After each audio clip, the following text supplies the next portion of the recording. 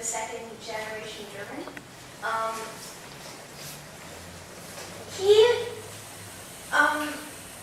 He co-created Mickey Mouse, and also Oswald the Lucky Rabbit. He's known as Walt Disney's oldest friend. They both met in Kansas City, Kansas in 1919, and they started working together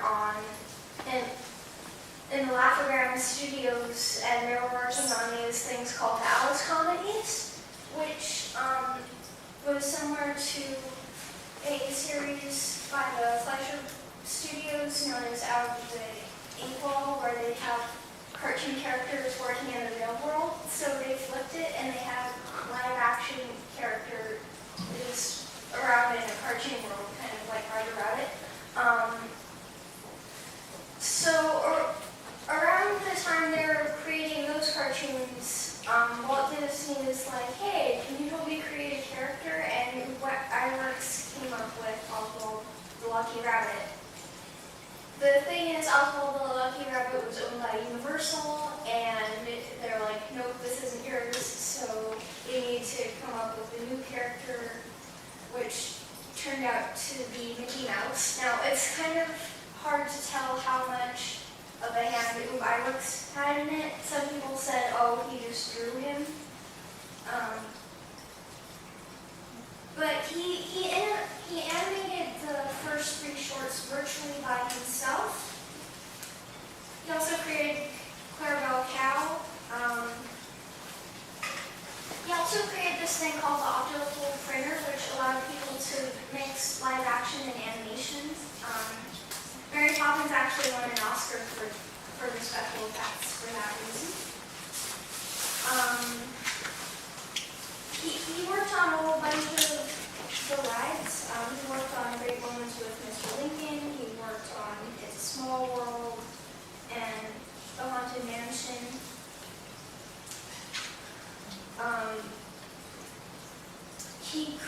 He created the multiplane camera.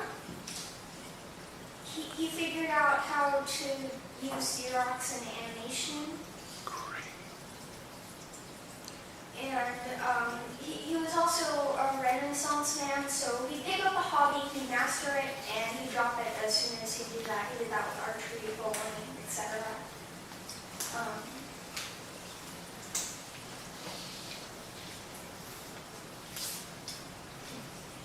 Is there anything else you guys would like? I want to know, Rebecca, why do you think has anybody ever heard of iWorks? No. Why do you think? I think there are a few reasons why we don't know about him. One is, for a while, nobody even knew who Walt Disney was. So, they wouldn't know about the guy who was working with him, right? 2,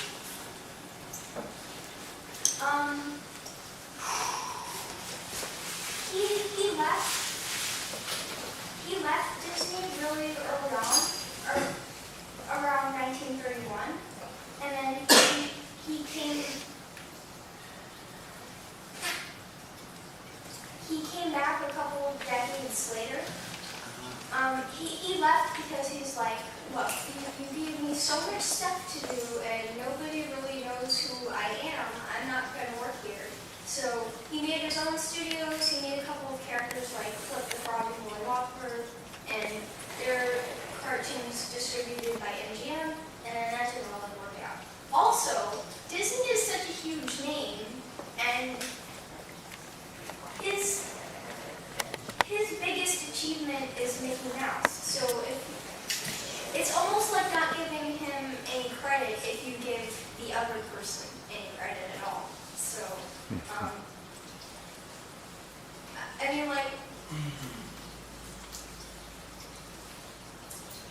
we might not think Walt Disney is worth anything, because immediately when you think Disney, you think of Mickey Mouse. Right. So, of course, they might want to blur the lines of what was going on behind the scenes. So does that mean Walt Disney wasn't a nice person? I think it depends on who you talk to. There was a rumor that he was anti-Semitic. I'm not so sure that is true. I think he was racist in the sense that everybody in the 20s and 30s was racist. Okay. Good point.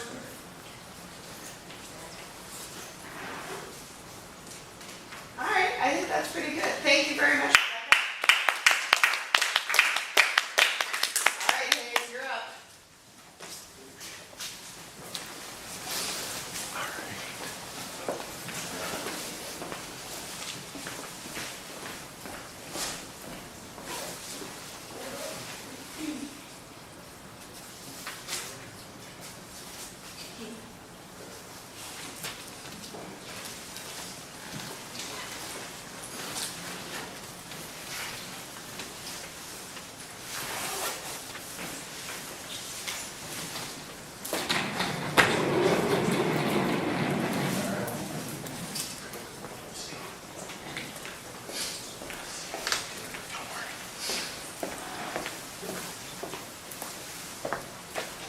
Okay. Begin. Hello, everybody. I'm doing my hidden figure as Tenzing Norgay. And Tenzing Norgay was a Nepalese mountain climber of the Sherpa tribe, born in May 1914 in eastern Nepal.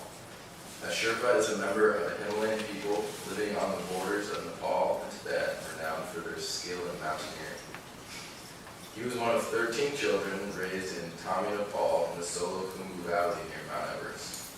In the early 1930s, he moved to India and participated in a number of British, French, and Swiss mountaineering expeditions between 1935 and 1952. In the spring of 1938, he went on a British expedition to Everest, led by Harold William Tillman, and reached higher than he ever had before. The British made 2 summit attempts on the expedition, but were forced to return because of deep snow and bad weather. Due to his efforts, in May 1939, Norgay was among the first group of Sherpas to receive the Tiger's Badge, a bronze medal awarded to Sherpas by the Himalayan Club in recognition of extraordinary accomplishments. After that expedition, Norgay was exhilarated and wanted to try again. However, for the next 9 years, World War II put his dreams and those of other mountaineers on hold. Instead, he worked as a ski instructor for the Indian Army.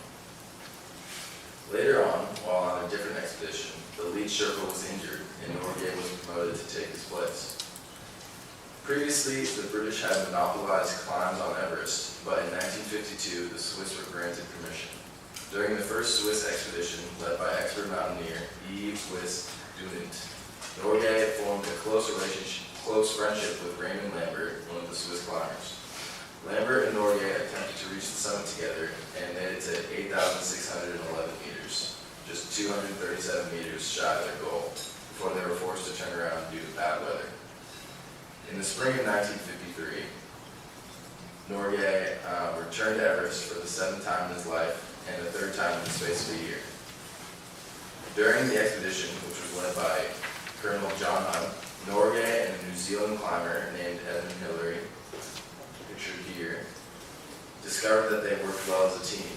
On the morning of May 29, 1953, the two set out for the summit from the camp they had set up at 27,900 feet on the southeast ridge. Just below the summit, Norgay and Hillary relayed each other one at a time.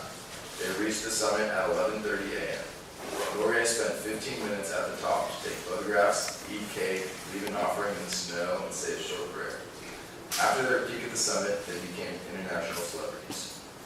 However, Hillary was eventually knighted, while Norgay only received a medal. And this is still a blow to his grandson, who said, "I think my grandfather should have been knighted. He was a member of the expedition, not just a Sherpa. They just gave him a bloody medal." And most of this information is on EBSCO. Great. All right, so tell me, Hayes, what do you think the reason is that Norgay didn't get a medal along with Sir Edmund Hillary? Or a knight? No, he didn't get knighted. He didn't get knighted. I don't know. I feel like maybe it's just because he wasn't white. That was just my thinking. But What do you guys think? Yeah, Yeah? Why do you think so, Austin? in that time of that age. And can anybody tell me what was the relationship between India and the British Empire at that time? I believe. I believe India was still a colony of the British Empire at the time. And so what does that relationship tell you? Under the control.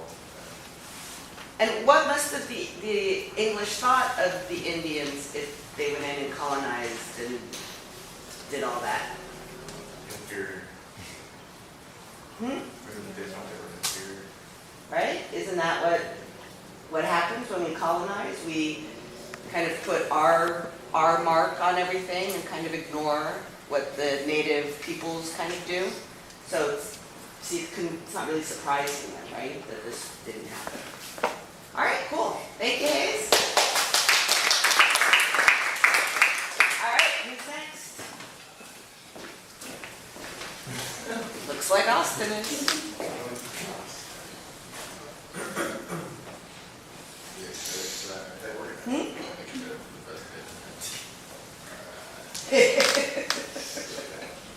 Green Weber.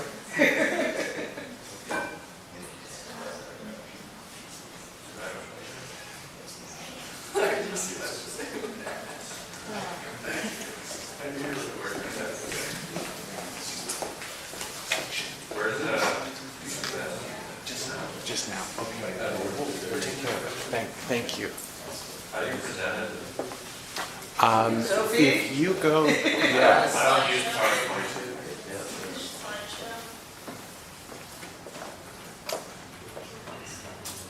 Great. Oh, It's not on the TV. It's gone. Sorry. It's loading, I got a little blue circle.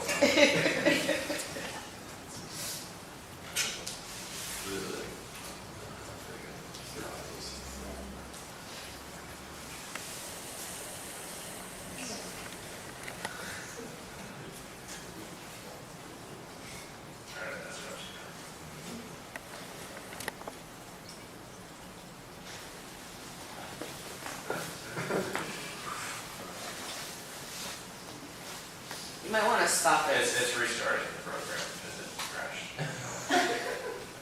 Austin broke the program. Let's all be clear. Alright, is that good? There it is. Excellent. Great. Oh, and before you start, maybe, Sophie, do you mind being kind of our designated person to go up and help? So whenever someone comes, you just go up. Don't even wait for them to ask for your help. Just go up with them and help them, because people are Sophie's getting nervous. Extra credit. Yeah. Thank you, Sophie. All right, let's give Austin a round of applause to give him some courage. All right. Alright, so I'm doing Wernher Braun, and he is a Nazi scientist. So, okay, so before the war, he went to, when he was a little kid, his parents gave him a telescope, which really sparked his curiosity for the moon and the stars, and he always wanted to reach for the stars. And so he enrolled at the Berlin Institute of Technology in the late 20s, and studied there for a while. And then he enrolled at the University of Berlin to start studying physics, primarily rockets. They're starting to get there a little bit, but not quite. And then in 1934, he obtained a doctorate degree in physics from the University of Berlin. The same year, he led a group of 2 launches of liquid-fueled rockets more than 1.5 miles. And this is the beginning of rocket engines, so that's a big deal. So what he did was he was the head honcho on the Nazi super weapon, the V2, and so they were able to launch rockets from within Germany and send them over to Britain and cause a lot of damage. So about 1,500 of these things were fired at London, and around 7,250 people were killed single-handedly from these alone. And they were able to shoot 50 miles in the air and then travel 125 miles to the direction they wanted to go, which is, before you might be able to shoot a gun and hope you might hit something, but with these, they're like, okay, they know exactly where they're aiming from 120 miles away. And so the V2 was the first supersonic rocket, and so you couldn't hear or see it coming. You just got hit. We had no idea it was coming.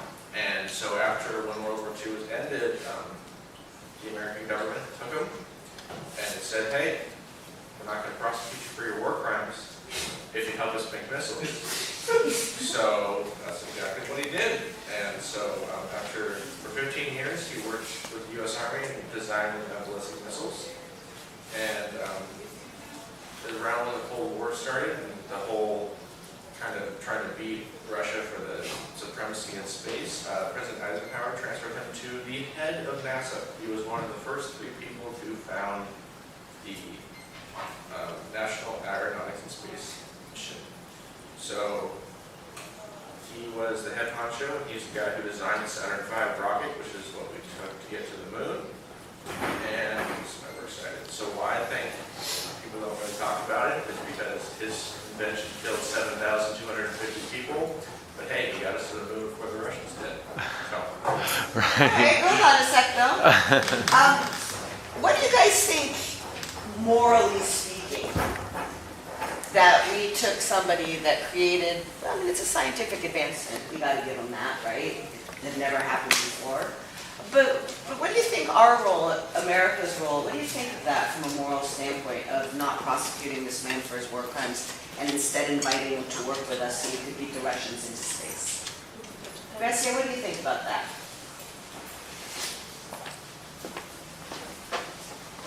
You don't know? Come on.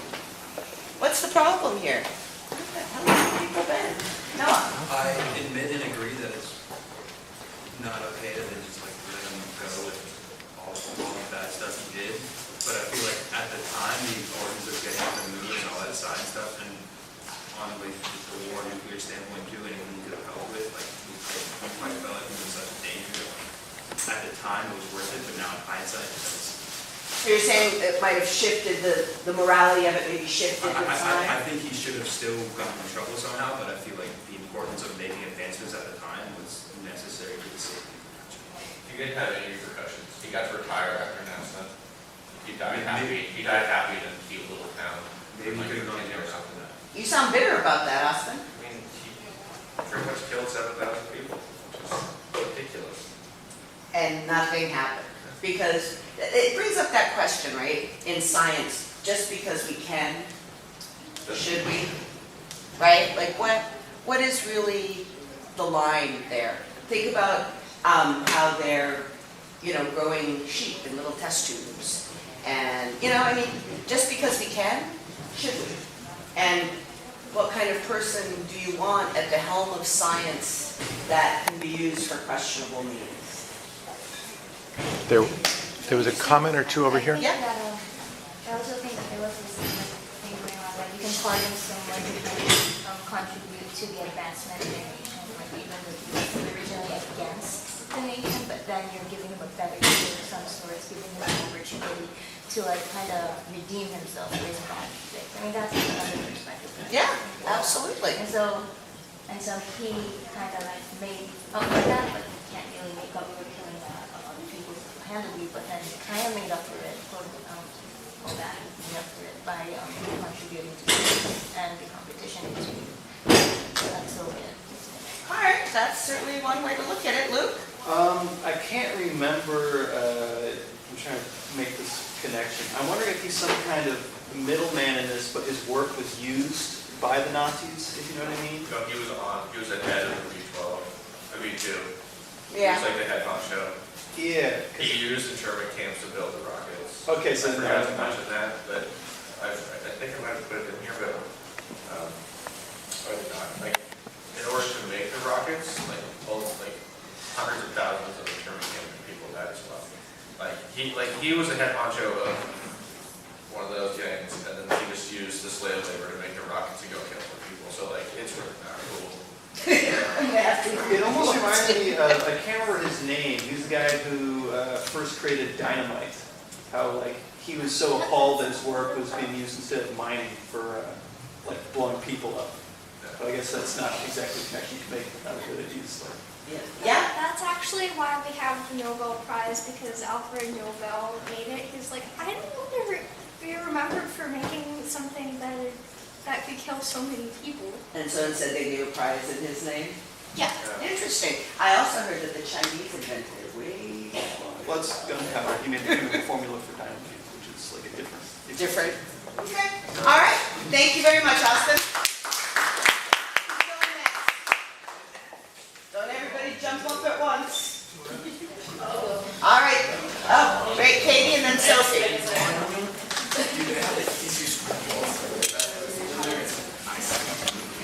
Thank you.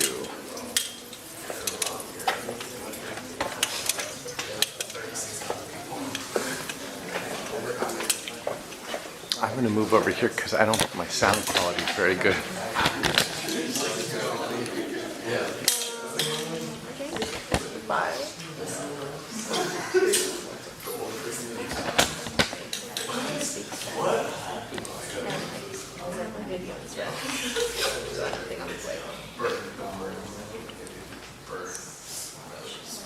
Yeah.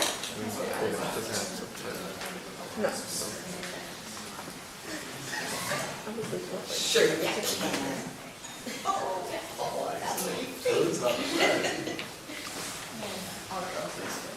So my person is Thomas Clarkson. He was born in Wishbeck. I can't pronounce the last name, but it's called Cambridgeshire, something like that. Cambridgeshire? Yeah, I think that's how you pronounce it. On March 28th of 1760, his dad was the headmaster at a school, at a grammar school where he went to school, and he only died when he was 6 years old. After that, he continued going to school at St. John's College, and in 1785, he entered an essay. It's called "Is it lawful to make slaves of others against wills?" which brought up the point to like why slavery was wrong to him. Like not a lot of people talk about why slavery was wrong back then, and he kept looking into it. So he wanted to spend his time for the rest of his life trying to abolish slavery. So he traveled 35,000 miles trying to get information about why slavery was incorrect. And so I think he's a hidden figure because he's a hidden figure because he brought up slavery in Britain when it was such an uncommon thing, and he also brought up a lot of evidence to why slavery was incorrect, and he also went to France to stop slavery there too. So hold on a second, Katie. What about him being an abolitionist makes him hidden? Well, he wasn't getting credit for it. His partner, William Wilberforce, he was the one that got most of the credit for it. So he was the one gathering all the information to why slavery was incorrect, and then he didn't get credit for it. I see. So we don't know of Thomas Clarkson as an abolitionist. All right. Not until now. And then, yeah, so why I think he was a hidden figure was because he was a white male trying to abolish slavery, and also someone else took the credit for the work that he did. And I think that's what he did. All right. Any questions for Katie? Great. Thank you very much. Oh, so you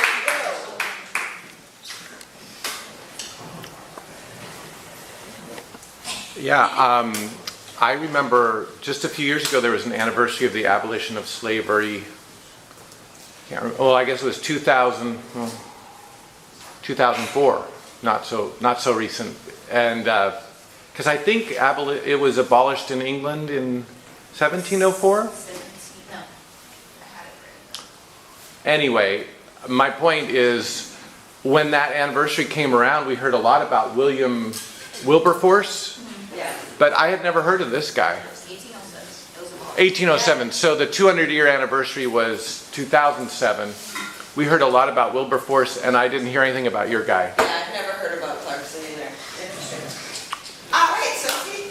Okay, so I researched a woman named Margaret Hamilton who worked on the Apollo mission. She was one of the 400,000 people working there, and she was a software engineer. She first worked at MIT, and she ended up leading the software engineering division there. And it was kind of a new existing program and idea in general. And she actually coined the term software engineering. And she was extremely crucial to the Apollo mission. She was super, she like was insistent on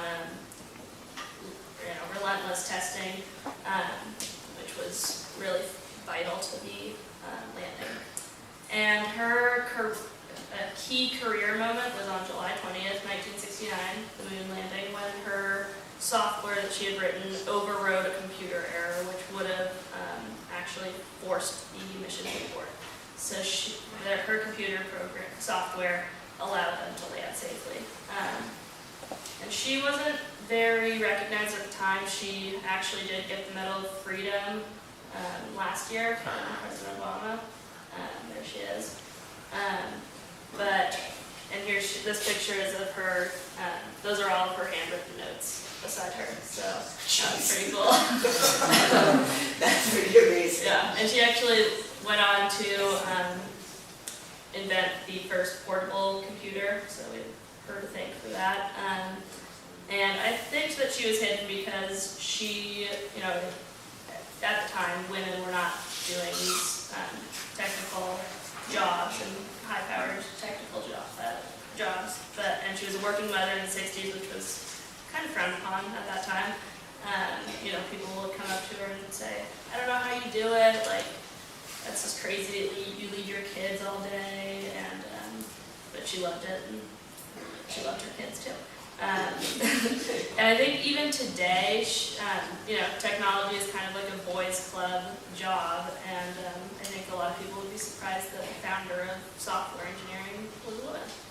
Right. Has anybody ever heard of Margaret Hamilton? I heard of her, but only because I was doing research on Hidden Figures.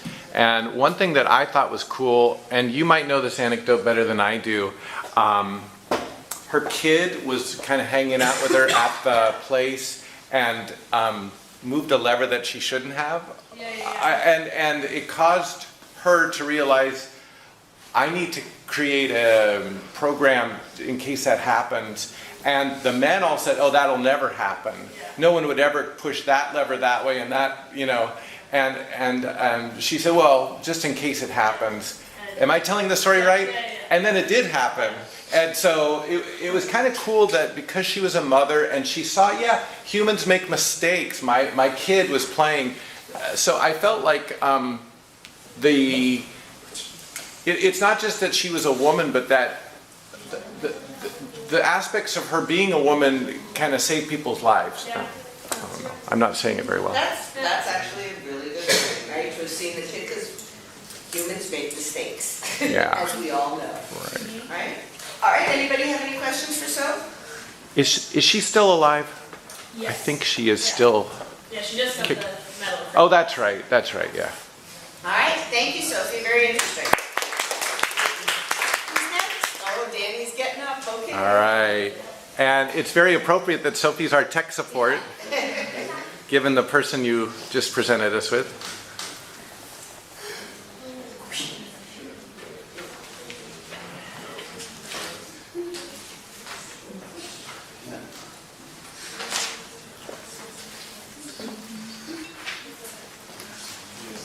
Oh, I told Colleen Nehall she wanted to bring her class for this presentation. She didn't think she could bring the whole, for the whole period. She might drop into the last 20 minutes.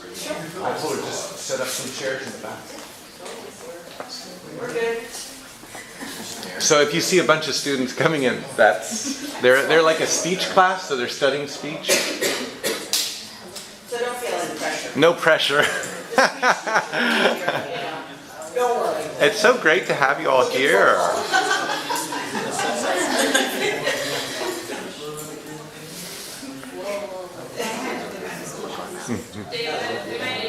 You got it.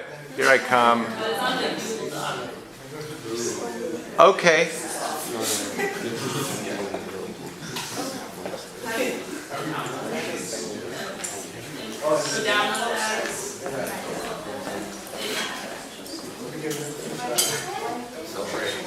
Hydrate, my friend, hydrate.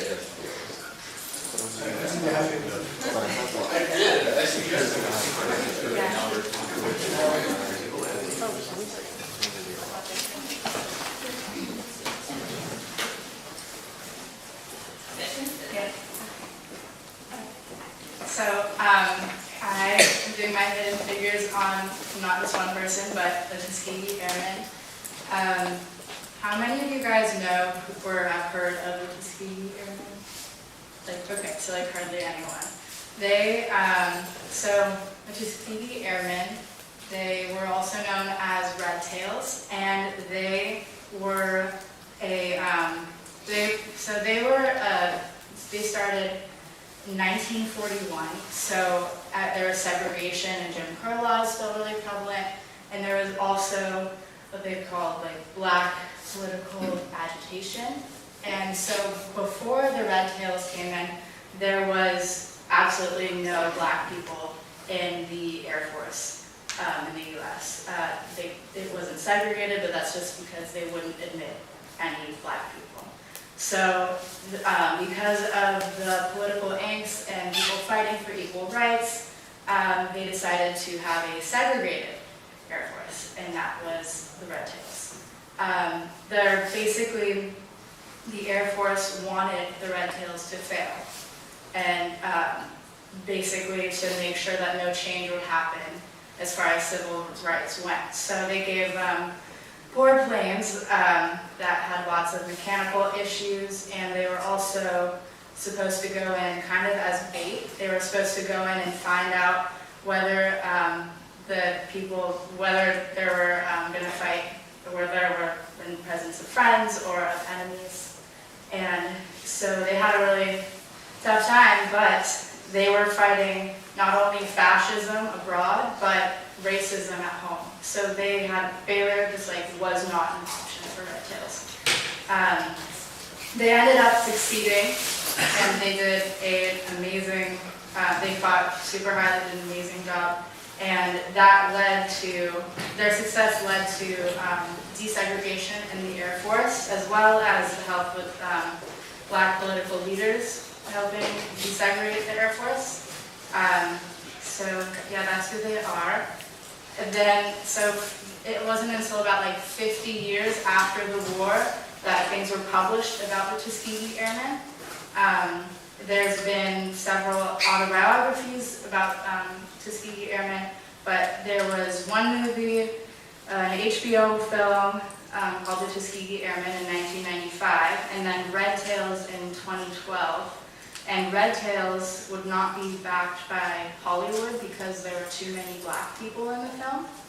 And so George Lucas created the film, phenomenal film, you guys should all watch it, and he backed the production himself.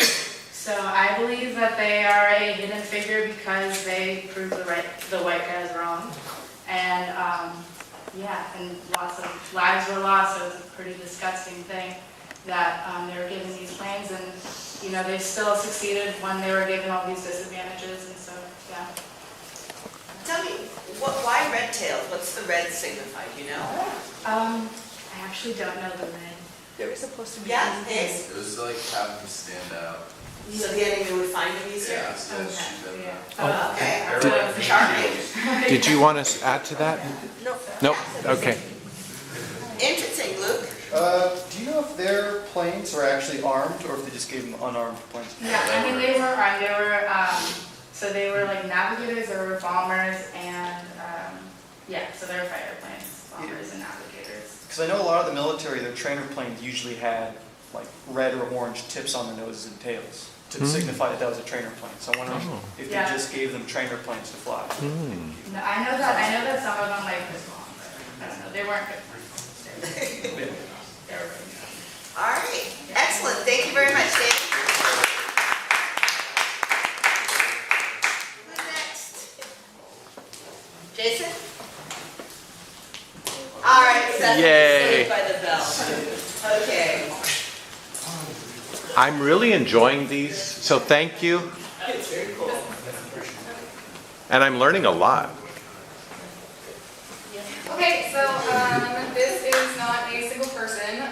There were so many people involved in my situation, and it was very difficult to choose like one because everyone was like so notable and so disgusting. And so it's the whole premise, though I think the premise behind these people is also unknown because California, you know, we have this idea that California is like known to be the most progressive liberal state, and so the idea that we have this history of, eugenics and racial cleansing is generally very unknown.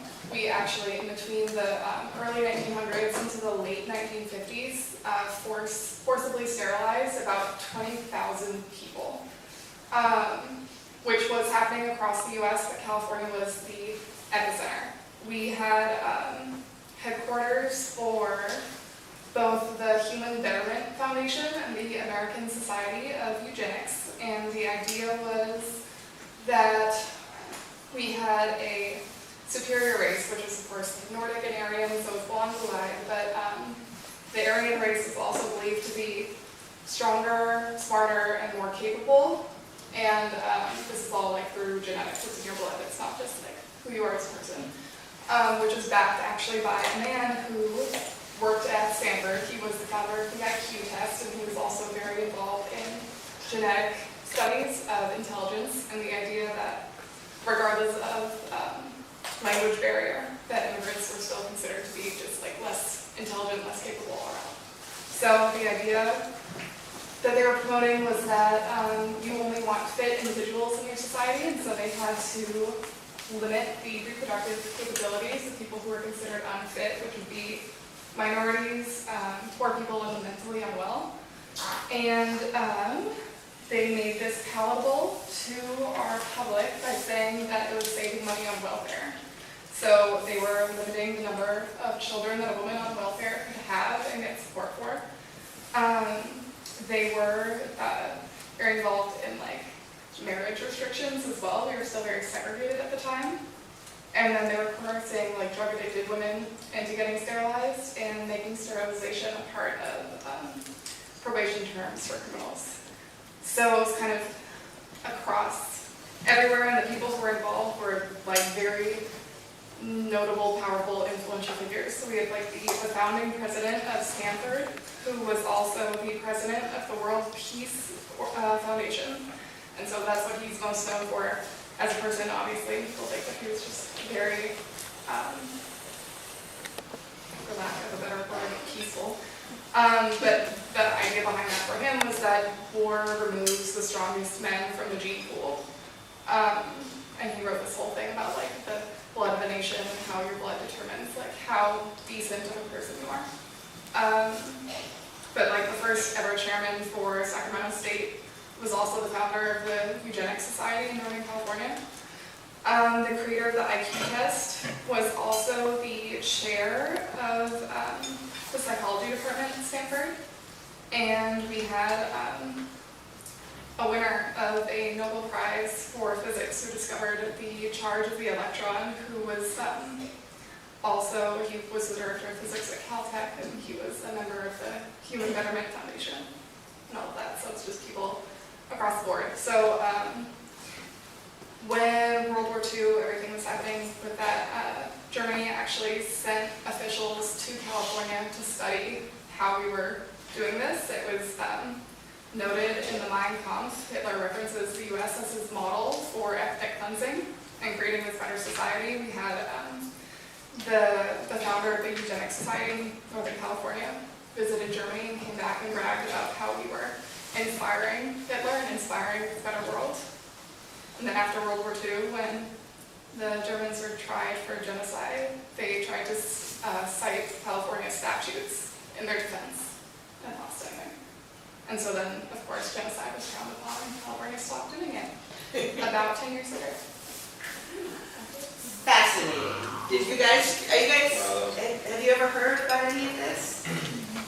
You know, you didn't I realize? had no idea it was this widespread. Well, I mean, think about it, that Hitler sent some of his top people over here to learn from people in California about how to ethnically cleanse a population. Is that what you think of as California? No. I saw you over there, Austin. You're like, what? It does seem kind of totally against what we the image we have of our state, right? And the people that Stephanie was mentioning, those were all the leaders in the state. Big wigs at IBM were also involved with the eugenics and ethnic cleansing and the Society for Betterment, the betterment of society. So we're not as clean-handed as we would like to think, I guess, is the lesson here. Any guesses as to why we don't talk about this? Why isn't it in our history books? Yeah. What do you think, Rebecca? It's much harder to make World War II black and white if we're doing some of the same things the Nazis are doing. Also, it's completely against our modern image. Super interesting. When I first heard about this was, like, there was some anniversary of something, and there was a big story in the Chronicle, and probably 15 years ago, whenever it was, and I was like, no, this can't be true. I had to go right onto the computer and start researching this stuff because I couldn't believe that this was the case. I'd never heard about it in a history book or anything. But there you have it. California was leading the nation in ethnic cleansing, and we taught the Nazis how to do it. So yay for us. Thank you, Stephanie. All right, who's going to go next? I'll go. All right, go Karen. Hey, thank you.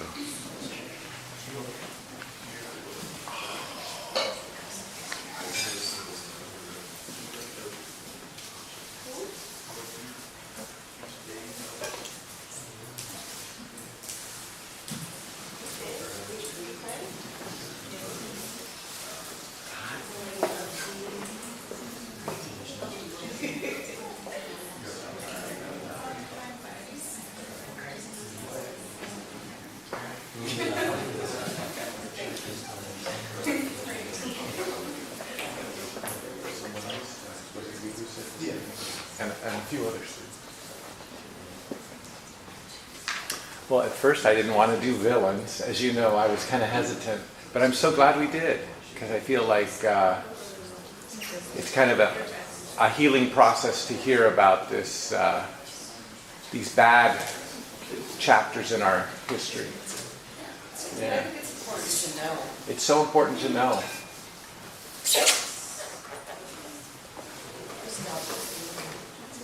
So she's losing extra credit with her technical skills here.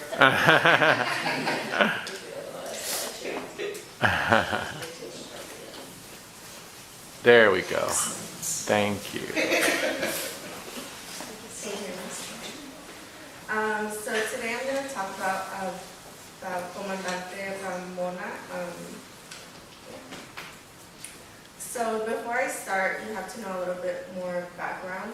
So the Zapatistas, who they are, they're known as the Zapatistas Army of National Liberation, the ECLL, and Ejército Zapatista Liberación Nacional. So they were a revolutionary political and military group in Chiapas, in southern state of Mexico.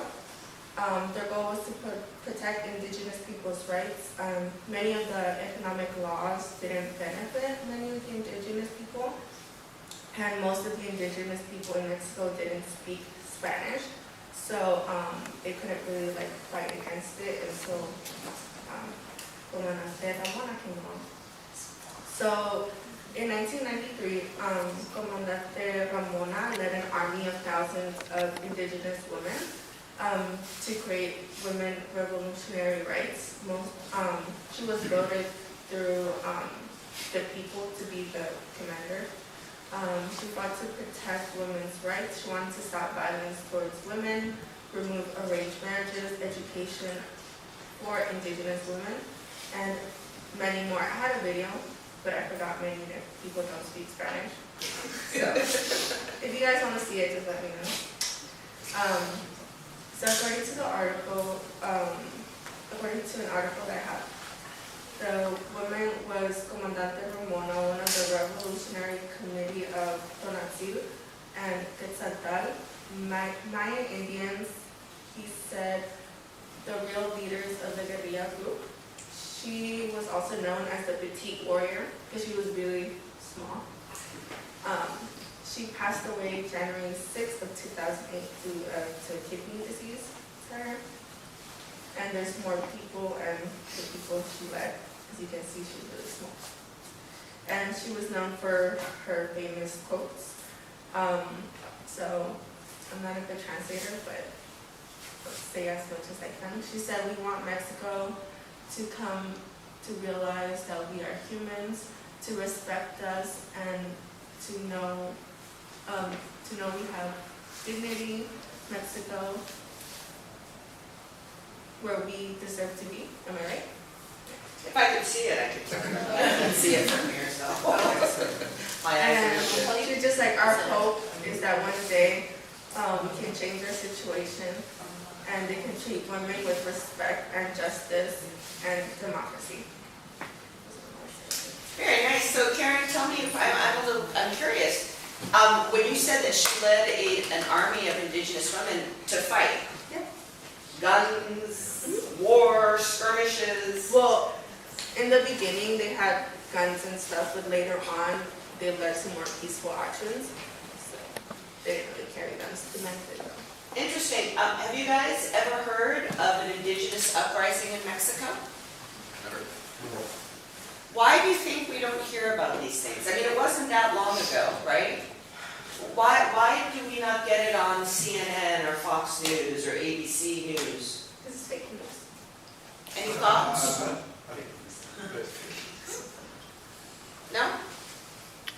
What do you think, Taylor? Why do you think we didn't know about this? Why wasn't it on our newscasts?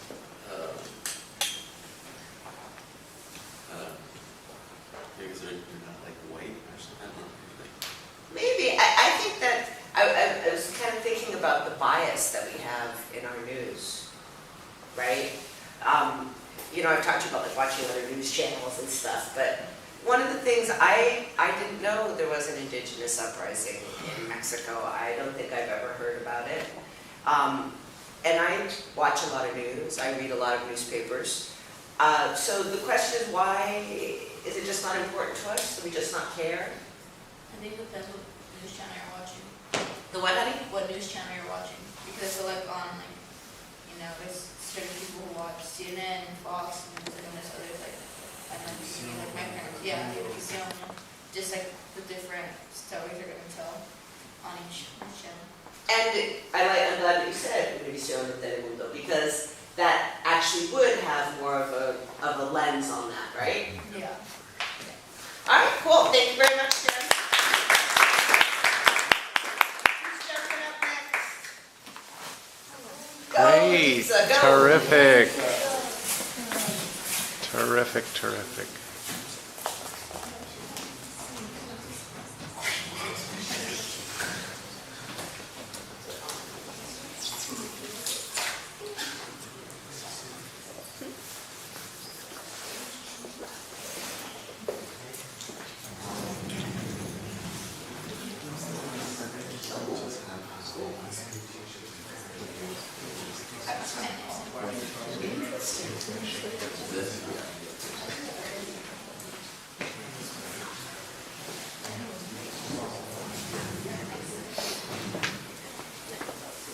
Good morning, everyone. My hidden figure is Grace Hopper. Grace Hopper is a computer programmer, a mathematics teacher, and she was also at the U.S. Navy Reserve. One of the things that Grace Hopper did was she invented the first compiler-related tool, which is a software that translates instructions written in programming language into machine language so that they can be read and understood by a computer. And the reason why I think Grace Hopper is hidden is because at that time in the 1940s, many women were not allowed to work and they were supposed to stay home taking care of their family members. But since Grace Hopper didn't do that and instead did works that many men would do at that time, maybe that's why she wasn't paid that much attention to and wasn't recognized very much. Yeah, probably. Yeah.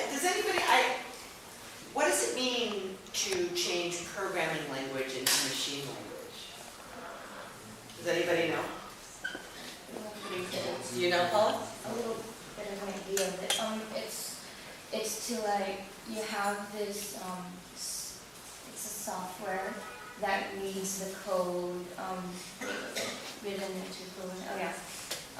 It reads the code, decodes it for the machine so that the computer will understand. Oh, I see. It's like a binary code of zeros and ones. What's that, It's Alyssa? a binary code of zeros and ones that the machine reads. I'll take your word for that. All right, cool. Well, thank you very much, Lisa.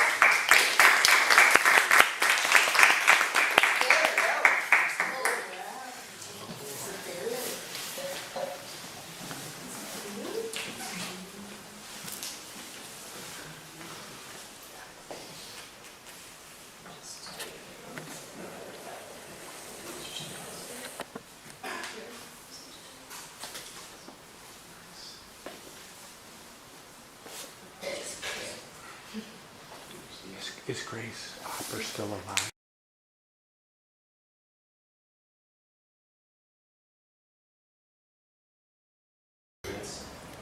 As the 15th Amendment was ratified a few years earlier than this. And then a big figure in the 1800s, especially late 1800s, were women's rights in racial and sexuality equality movements. And then Frederick Douglass was her VP nominee. And this was the first time an African American or woman was a high political office candidate. And then she was also an activist for women's rights and labor reforms. She was an advocate of being able to freely love who you choose. And she wanted freedom to marry, divorce, and bear children without government interference. And she also had many other careers besides being a presidential candidate. She was, like I said, a women's rights activist, but she was also a stockbroker. So her and her sister, her name was Penny Blackwood, became the first female stockbrokers. And in 1870, she opened a firm on Wall Street. Pretty interesting. And then she also, her and her sister, opened a newspaper. She was a newspaper editor. So on May 14th, 1870, they used the money that they made from the brokerage and they founded this newspaper. Very cool. Has anybody ever heard of her before? Imagine that in 1872 there was a woman and a black man on the presidential ticket.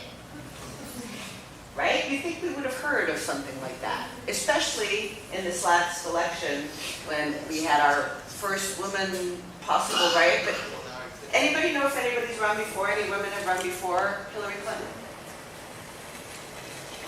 No? Ever heard of Geraldine Ferraro? No? She ran as a VP. All right. Cool. Very interesting, Taylor. Thank you very much. Thank you.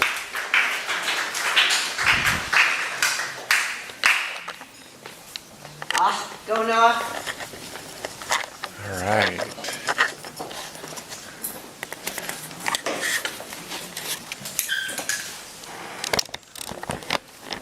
Taylor, the battery went dead right as you started, so I only got about half of it. Sorry. And it was very shaky.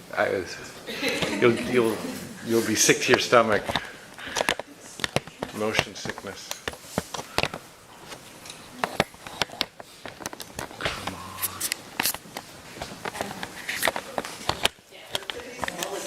I like it. Okay, so I did mine on Hercules Mulligan. He was born in Ireland in 1740 and moved to the United States, the colonies at the age of 6 years old. And he grew up in New York. And in 1774, he opened a clothing emporium and became a tailor to the wealthy in New York City. And at the time, he also married the niece of the Admiral of the Royal British Navy, but he didn't have any necessary ties to the British, and he catered to high-ranking British military officers, but had no allegiance despite his wife's and his customers, including he was a member of the Sons of Liberty, member of the New York City Committee of Correspondence, and he also encountered and became friends with Alexander Hamilton. And it became such good friends that they're actually now barely next to each other in New York City. But he had a profound, this isn't why he's a hidden figure, it's just an added detail, but he became like a mentor to Alexander Hamilton, who became one of our founding fathers, which is another avenue in which he could be a hidden figure. But the main thing he did was that he became a spy for General George Washington, because with a bunch of British military officers as your customers, you can start to pick up some intel and get some stuff from them. One of the main things he did was when you bring your clothes to a tailor, you have to tell him when you need them by. So when a lot of people would come, bring him their red coats and tell him I need them by this date, he would know that this platoon was moving somewhere at that time. So he would send, he had a slave, but he was also an abolitionist, but he had a slave. He would send a slave, Cato, who also I think should get some credit, to George Washington and let him know this military unit is moving at this time. You should know that so you can plan around it. In addition to that, he also saved the life of George Washington twice. The first time was one of the highest ranking military officers that he served contacted him late one night and urgently needed his coat repaired and needed it the next day. And he questioned why do you need it by that day, and for whatever reason he told him, I'm going on a special mission to capture General George Washington. So he immediately sent his slave Cato to tell George Washington, and he was able to escape and avoid the attack, which in turn saved George Washington's life, possibly. The second time was that he learned that General Sir Henry Clinton of the British Army found out that George Washington was moving to Rhode Island via the Connecticut coast, and they were sending about 300 ships in the water to attack and kill or capture General George Washington. He found that out again, sent word, and they were able to reroute and not get attacked. And so I think that makes him a hidden figure, because without that, George Washington, who became, or was one of the leading generals in our army, but also became the first president of the United States and one of our founding fathers, he essentially saved his life twice. So had he not done that, had he not become a tailor, had he not become a spy, George Washington could have died, and for all we know, it could have altered where we are today. America, or the United States, could have never become a thing. We could have never won the war. Anything could have happened differently. And this is all from the official CIA website. Let me ask you a question. With that name, why didn't they use him? Hercules Mulligan, right? Do you think, tell me, yeah. Because he catered to the British and lived in like a British community, so a lot of people thought he was still in support of the British government. And I also forgot to mention that he's the reason that Alexander Hamilton became a patriot, because Alexander Hamilton used to support the British Empire. And it wasn't until he became friends with Hercules Mulligan that he didn't realize their flaws and became a patriot. But it was because of that concept that other people thought he supported the British that he, I don't think, was written down in history books. And it actually wasn't until after the war that George Washington went to visit him in New York to thank him for everything that people started to realize, oh, he's not what we thought he was. So he was definitely hidden at the time he was doing this work as well. Yeah. All right, very cool, Noah. Thank you.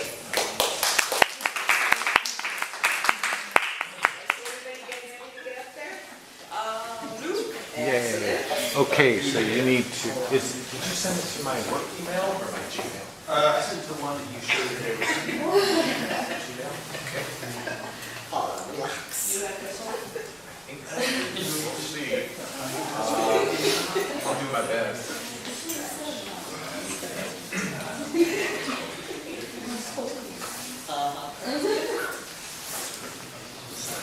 Jessica, will you jump up after the phone, please? Yeah, thank you. This is going to take a minute. So, hey, if you guys want to get up and stretch.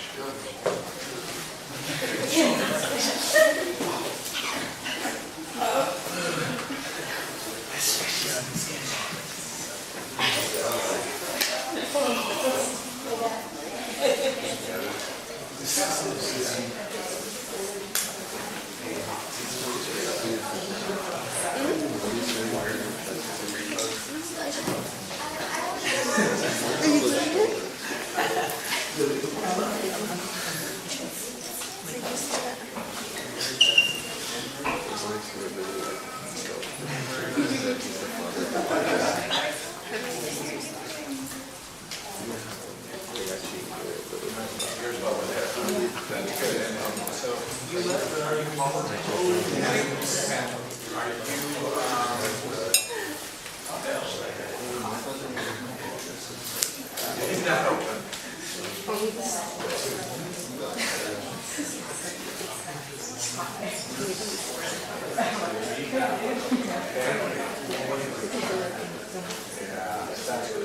You want to be next? No. Since we got it open, that way we don't have to Somebody wait. sit around here quietly and not have to get up there at all. There it is. Sorry. Oh, I remember. You showed me the doors and stuff. No,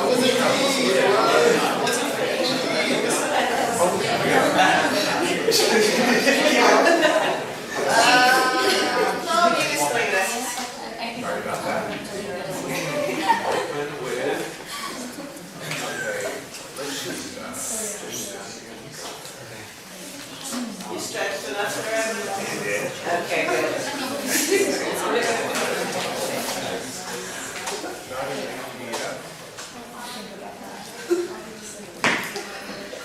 just take a break.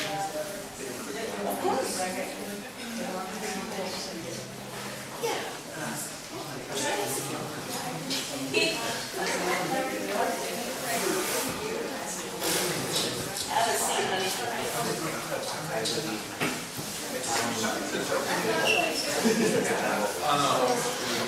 Maybe it's because maybe I didn't keep it up by accident and now I'm having trouble. Yeah. Well, you know what? That's not the end of the world. At least we can see a nice picture of them. Yeah. Is that right?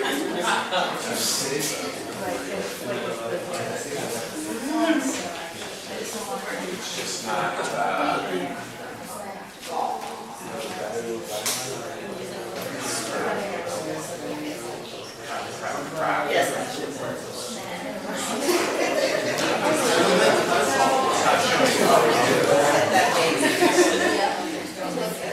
well, you know what? Let's just go for it. I know, I'll just go. How can it see?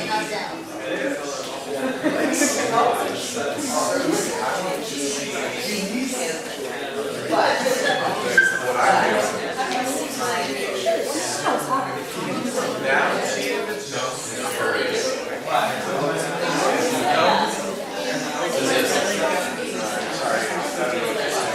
Let's just go and then maybe we'll get it down. We'll just do it without. Okay, you guys, my apologies, I can't get it open, so we're just going to give Luke let's give him a round of applause to encourage him. All right. All right, so I guess I'm here to tell you a little bit about Dory Miller. So during World War II, Dory Miller was a messman on the battleship West Virginia, the U.S. based in Pearl Harbor, Hawaii. Now, he was on board the vessel during, actually, the Pearl Harbor attack by Japanese forces on December 7th, 1941. So in this era, African American troops would usually not be allowed to use firearms. They were normally used as non-combatant roles, such as sanitation workers, cooks, manual laborers. However, Dory went above and beyond the call of duty when the battleship West Virginia was struck by a Japanese torpedo. Dory Miller assisted in carrying injured troops to safer areas while the battleship was being dive bombed, actively, even attending to his dying ship's captain. Although Miller was in a non-combatant role, he took control of a .50 caliber anti-air gun, which he had no training in how to use and had never fired before. Miller fired the gun until he ran out of ammunition, reportedly downing between 3 and 6 Japanese aircraft. All the while, the West Virginia was slowly sinking into the harbor. He was only mentioned vaguely in the paper, stating a Negro messman had behaved heroically, until the editors of a popular African-American newspaper, the Pittsburgh Courier, demanded that it be found out who he was. This led Miller to gain his Navy Cross for his courage and promoted the prestigious rank of messman attendant first class, which I guess is very prestigious for an African-American troop at the time. On November 24th, 1944, Miller was killed while stationed on the USS Liscum. The ship was hit by a Japanese torpedo from a submarine. Dory's family did not hear about his death until about 2 years after he had actually passed away. Today, the National Black Veterans Association believes that Dory Miller should be awarded the Medal of Honor posthumously, or how you pronounce it? Posthumously. Posthumously. I thought that was a good word to use.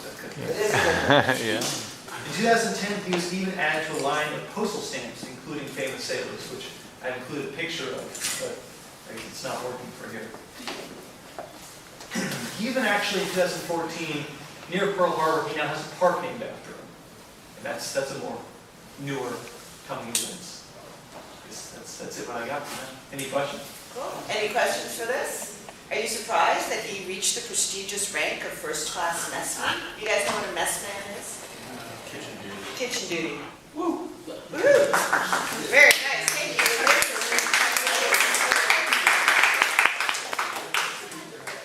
All right, Jessica.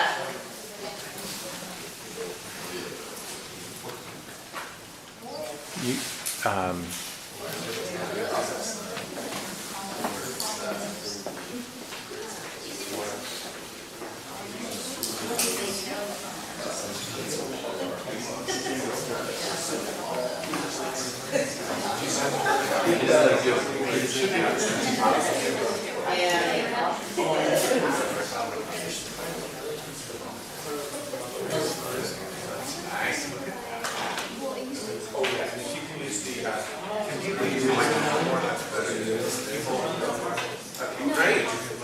All right. Alrighty, Jessica. Jessica. Okay, so the person I researched is Rosalind Elsie Brown. Okay, so she was born on July 25th, 1920 in London, England, and died on April 16, 1955 at the age of 37. Okay, so she, so her work was crucial for the discovery of the double helix, and she was the one who took an X-ray of DNA, in which you guys can see it right there.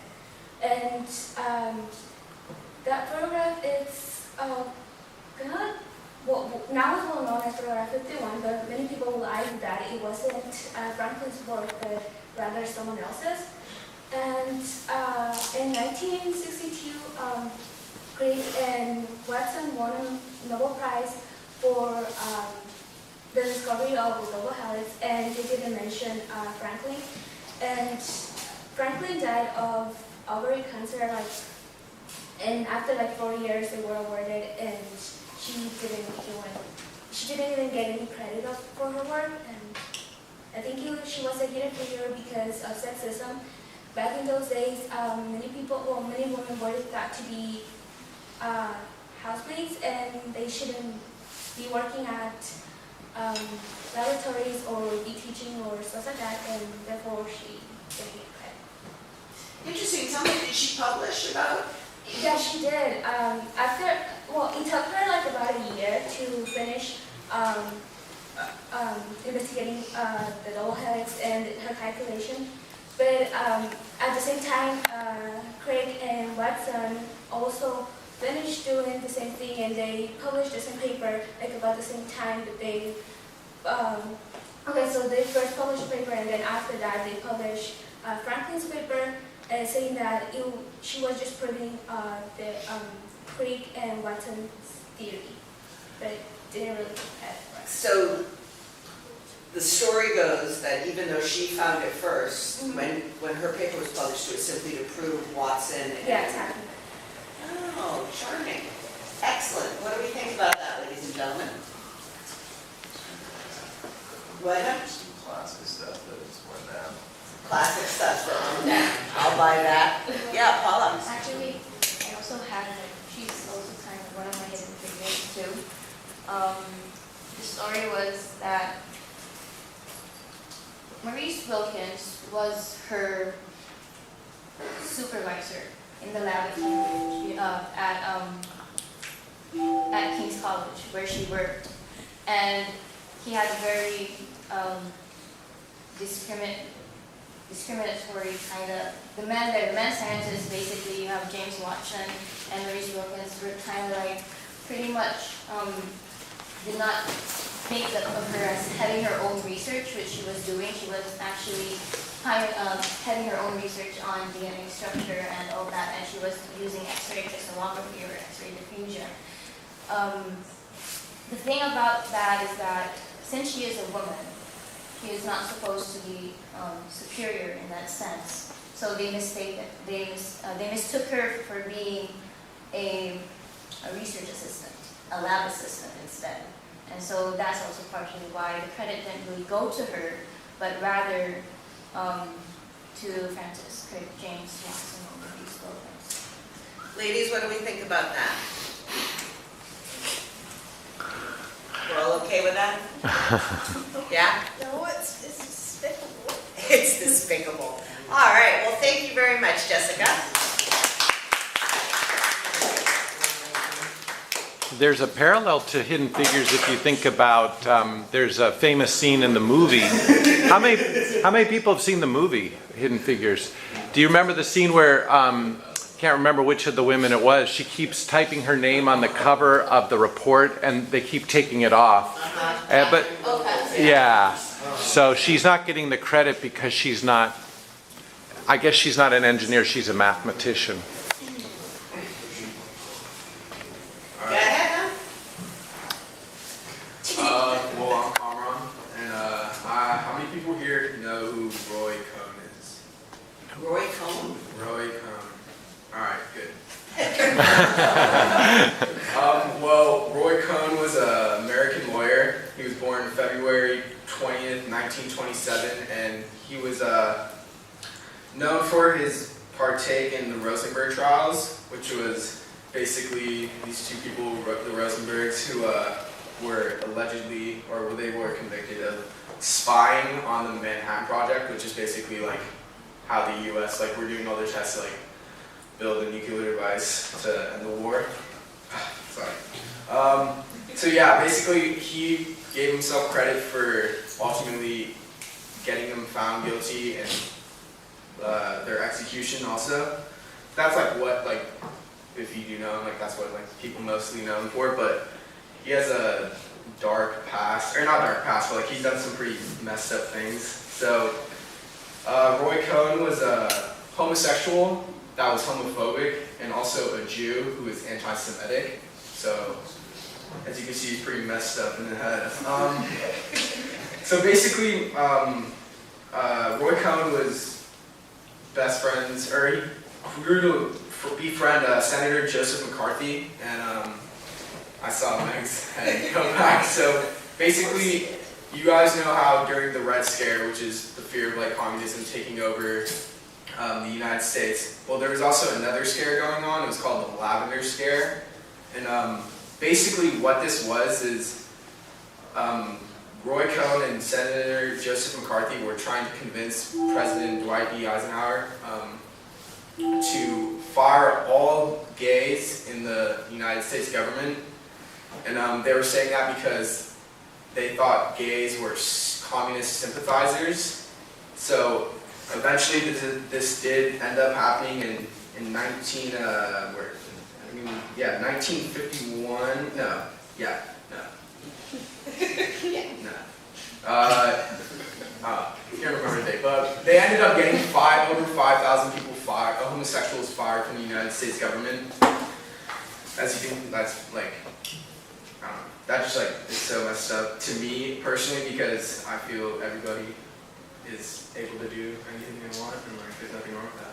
But also in 1973, Roy got the case to defend fellow New Yorker Donald Trump, who was. Notice how he looks right at me. Trump was being accused by the Justice Department for violating the Fair Housing Act in his operation of 39 buildings in Queens, Manhattan, Staten Island. Basically, the government was accusing Trump of quoting different rental terms and conditions to African Americans, and also making false no vacancy claims to African Americans. So basically, like, he just didn't want to sell any of his property to any African Americans, and if he did, he would tend to make like the rent way more expensive than what it would be for a white person. So Cohen defended Trump by making a $100 million countersuit against the United States government for the accusations being baseless. Obviously, that didn't work out. The countersuit did not succeed, and but Trump never, as you know, he doesn't like to believe he's wrong or anything. So Trump never really took the blame or found like just pleaded his guilt. Also, the last thing that Cohen did was he walked in 1975. He was accused of walking into a hospital room of multimillionaire Louis Rosenthal. He was this giant. He owned like this giant corporation, and basically, when he was in a coma, Rosenthal was in a coma. Cohen forced a pen into his hand to basically give him and Rosenthal's granddaughter, Kathy Frank, all of his beneficiaries, so like all of his money from his will. But then they eventually found out about that, and basically his career and everything just started going downhill. And he actually contracted AIDS, but he tried to keep it out of the public eye because he was gay, but he was obviously homophobic, so he didn't want people knowing he was gay.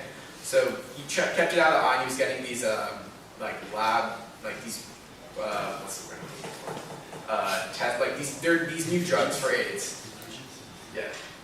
And these new drugs for AIDS, and but eventually he died at the age of 59, and his goal was to be completely broke and owing millions to the IRS, which he did end up doing. Well, first of all, I've never heard of the lavender scare. Has anybody else? You have, Rebecca. Where have you heard that from? I don't remember how I looked that up. I think I might have been looking up Brian Epstein, who's the manager of the Beatles, and he was gay, and it was just doing completely wrong. Okay, all right. You went down the rabbit hole. Well, I'm gay. I didn't know it as that term, but obviously you folks probably know that just being gay was against the law. I know a guy in his 80s who he can tell stories about, he couldn't even live with his partner of 37 years because if someone saw them living together, they'd figure out they were gay. So they lived in separate houses. So there's a lot of, one advantage of gay liberation is that you can't blackmail someone now for being gay. It's like, I just say, imagine me 50 years ago working at College of Marin. I could have lost my job. Did you hear the librarian's gay?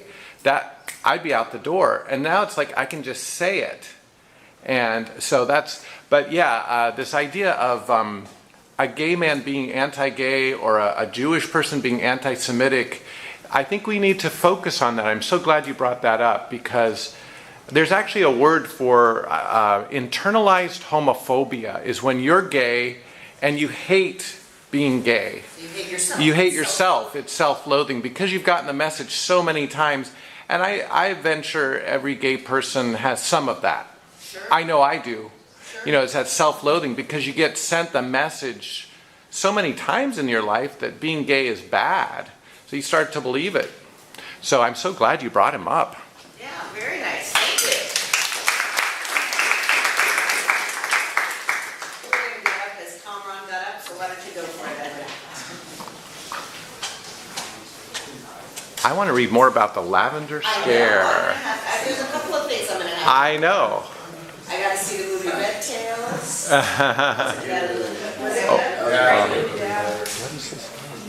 I don't have any papers this weekend because I pushed your papers on Tuesday. Thank so you. I might watch the movie.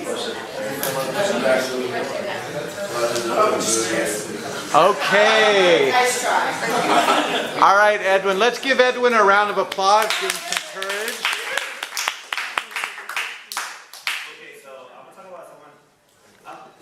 I'm going to talk about a team, and then I'm talking about someone in particular. But I'm going to talk about the girls soccer team, the U.S. I I'm talking about it because, they've won the World Cup, which is the equivalent to the Men's World Cup, 3 times. You know how crazy that is? 3 times. So they won it in 1991, they won it in 99, and recently they just won it in 2015. They won the Olympics 4 times, one in 1996, one in 2004, the other one in 2008, and the other one in 2012. Okay, so they've been number 1 since 2008, and they recently just dropped, but then they came back right back, all right, to second place, and then took them like some months to go back to number 1. So you can see how strong they really are. And the hidden figure that I'm really talking about is Abby Wambach. She won the gold medal in 2004 and 2012. She led the U.S. to win the World Cup in 2015. She won FIFA Player of the Year, which is the same thing, equivalent to like Cristiano Ronaldo or Messi, Balón de Oro. But the thing is here that they don't get credit for it, all right? But we don't really know all about this, because soccer is a man-run sport. You wouldn't put Cristiano and Abby Wambach together because that's not how the world sees it. The U.S. itself, the soccer team, the U.S. soccer team didn't even make it to the World Cup this year, and they didn't qualify this year, and they still get paid more than the women, and they still get they just get better. They get more advertised and everything, and the women are like hitting over there when I feel like it should be the way switched around because we have a great team in our very own country. So yeah. Super interesting. Let me ask you a question. Do you think that it's partially also because a cultural reason why? What do you think, Danny? I saw you nod your head there. Well, I think it's not just soccer, it's literally every single sport, like women's basketball, everything, we're not acknowledged. It's definitely maybe because men are out there doing things stereotypically, and women are people who are supposed to stay home and not be competitive and stuff. In the 21st century, isn't that annoying? Yeah? Go ahead. I think part of it, at least for basketball, is the entertainment factor, because at least just dunking is part of it. Taking aside, but everyone leans back in case anybody. it's kind of like a big part of basketball. People are in the NBA because they're tall and dope. Okay. But I don't think it's entertainment though. Karen? I don't think it's based on. Hold on, guys. Karen's got the floor. I don't think it's based on. I don't think it's based on entertainment because the women's soccer are. My opinion, when I see the boys play, they're so dramatic and fall and start crying. But the women's soccer team, they can be bleeding and stuff. Because I've watched most of their games, they're bleeding, almost breaking, and they continue on playing. I was about to say that they're very entertaining. If you think about it, they're very fast. They're very strong. They play the game really well, and Yeah, interesting. All right, Alexis and then Cam. So I watch both women and men, and every time I see a woman play, they play so much better than the guys. I'd rather watch the women's soccer more than the guys. Interesting. They're way much better. And they're doing so much better. Yeah. Cam and then Emily. Back to what you're saying with NBA, because they don't, you see more excitement. Yeah, but when it comes to girl and guy soccer, I don't watch guy soccer because you won't see that much goals. It takes forever or no goals at all throughout that game. The girls, you see at least 2 goals a game. And I'm like, when you see goals, you're excited. You always hear people screaming in the canal. You can hear the goals. You don't need to watch TV to know who scored. You just hear that in the canal. People start screaming. It's just, I think it's more exciting to watch the girls soccer than it is to watch the guys. Nice. Katie? I actually wrote a paper about this not long ago, my junior year in high school about Title IX, and a lot of people said that a lot of the reasons why men are more advertised is just because of what you guys are saying, it's just more entertaining or whatever. But all of the times, it's just the lack of like us being interested in it. I feel like a lot of us, even women, like for me, like I played a lot more into just the NBA than the WNBA, and then until now, like I was like, yeah, this is something we should all start doing. But women do dunk. I can give you many facts about that. Actually, my team, I play basketball here, so my teammate's about to be, she's like damn near close to dunking, so like to watch that, we play next week. Well, then maybe we should all go see a little women's basketball, right? And also, yeah, Emily, that's right. I feel like being a girl, I played on a baseball team, all guys. I was head captain of my boys lacrosse team. Didn't play girls, played boys. Played football with boys. I don't feel like, separating us really makes that big of a difference. I was just as good. All the boys were mad because, oh, there's a girl, she's our team captain, she's a starter. That's not right.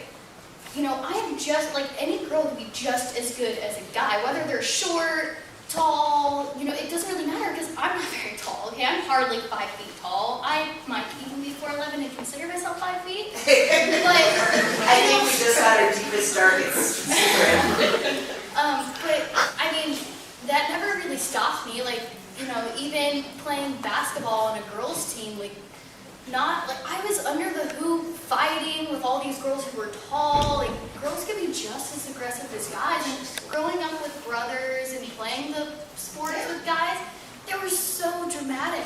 So dramatic. I think they're better, worse girls than we are when we play sports. Well, I would urge you not to say that they're worse girls than we are, because throwing like a girl oftentimes means throwing better than a boy, right? Yeah. But I will also say that I've heard now a couple of times that the guys are so dramatic, right?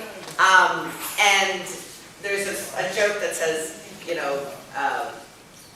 I can't remember it exactly, but it's something about a man having a cold is like the end of the world, right? Everything's a problem. Whereas somebody was saying, I've seen women bleeding. I think Karen was saying soccer players bleeding on the field and they're still playing. So, Rebecca and then Emily again. I don't watch sports. I watch sports hardly ever, but I think this says something about how okay as a society we are with men expressing emotion. We have maybe 2 times where you can have a man express emotion other than happiness or anger. So I think that's why you see that in sports. This is our thing. Of course we're going to be upset about blah, blah, blah. All right, I think that's a very interesting perspective. Thank you, Rebecca. Emily, did you want to say something again? Kind of going back to how the soccer players are bleeding, or the girl soccer players aren't as dramatic as the boys, or even in any sport. There was a study done that shows that women can actually tolerate more pain than men. So I think that's probably part of the reason. That's probably why we have the children. Yeah. And we don't cry when we have the children. Very interesting. Well, Edwin, I want to ask one more question about this.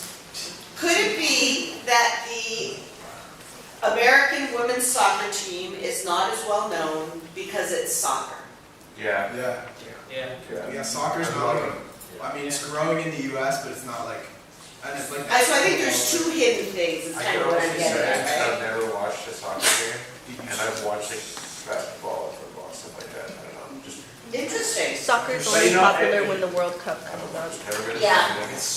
But if you think about it, right now in the world, right now they're playing even my little sister, she plays soccer, right? And then everyone's playing soccer, so it's just I think it's getting built up. Oh, definitely more For sure. popular. But even in South America, when I was growing up, where, as you all know, soccer is king, right? Girls didn't play soccer. We played volleyball. The only time we got near a soccer team is if we were the Madrina. Right? You guys know what I'm talking about. We'd carry the roses and walk in front of the soccer team. We didn't play. And that's just, maybe 2 generations before you. I don't know how that generation thing works. But very interesting. Thank you, Edwin. I thought that was a very good one. All right, ladies, it looks like we have time for maybe 2 more, but certainly one. Who's going to step up? Oh, come on, it's going so well. Tam, go. All right, Pam. Maybe you want to help her.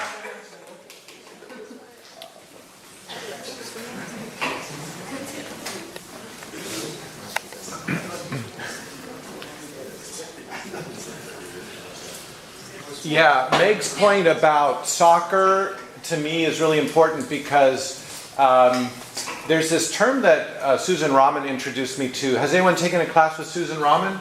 Yeah, intersectionality. So the women's soccer team is fighting two battles. Sexism, because they're women, and soccer, because soccer's not that popular in America. In Hidden Figures, the two battles they're fighting are they're women, so they're facing sexism, and they're African Americans, so they're facing racism. So think about that term of intersectionality. It's like you're at the intersection of being a woman and being a soccer player, or like maybe you're an African American and you're gay, or you can fill in the blanks. But that's an important topic to think about. It is indeed. All righty. All right, so when you think about baseball, like being integrated, we think of Jackie Robinson. We don't really think about how it started. Was there like protester? It just kind of, in our eyes, just kind of existed in our history, but we don't know why it went about.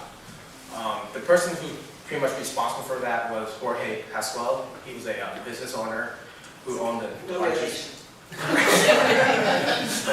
biggest export-import of business in Mexico, and he was also one of the main sponsors for the Mexican League during the 30s. It was the late 30s, he started recruiting a lot of black players from the Negro League. Matter of fact, he recruited almost over 150 black players, and 14 of them actually were in the Hall of Fame now. The players really enjoyed playing for Mexico because their treatment was better, the salary was better, and then those Mexican baseball started to get a little bit more noticed and get more popular, and then there was a gentleman, Monte Irwin, who was a San Francisco Giants retiree. His number was retired. He was part of the 54 World Series quoted. It was the first time in my life I felt free. You could go anywhere we wanted, eat anywhere we wanted, do anything we wanted, and not have to worry about anything. We just had a wonderful time, and I owe that experience to Wernher Pasquel. So it was getting a lot of popularity, and then Pasquel decided to recruit white players. So he recruited about 27 white players from the Major League Baseball here in the U.S. And he even sent a blank contract to the big name players like Ted Williams. So pretty much saying, hey, you decide how much you want to get paid and how you want this deal to work out to play in Mexico. Major League Field started a little threatening. So 1947, that's when they started integrating black players into their league. So that's why I believe he's a hidden figure, because I didn't know who he was until I saw a little Facebook clip. I'm like, who is this guy? Why is he so important to Major League Baseball? And since we're doing this project here in class, I decided to look him up. And super interesting. You guys all know who Jackie Robinson is, right? Mm-hmm. And Branch Rickey. I always thought Branch Rickey just did this out of the goodness of his heart and was the right thinking kind of guy. Sure, he's going to make some money on it as well, right?